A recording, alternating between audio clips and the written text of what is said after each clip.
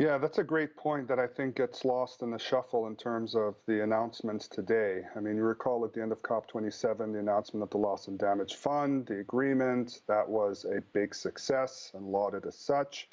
But since then, up until the beginning of this COP meeting, COP28, behind the scenes, the Transitional Committee was working hard to kind of iron out some of the details associated with the Loss and Damage Fund. And there wasn't a lot of agreement. There was certainly a tense standoff between developing nations and developed nations. Developing nations wanted the fund to not be housed at an institution in a developed nation, so that they feel they have more input and sort of influence on how decisions are made.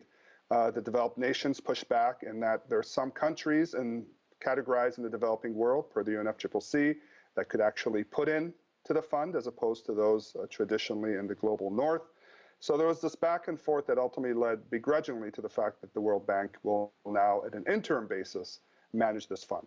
But the good news, as you've indicated at the beginning of the conversation, that first day COP28 managed to come to agreement in terms of funding, significant funding from a number of sources spearheaded by the UAE and Germany, I believe 100 million each, and others followed, the UK, United States, Japan.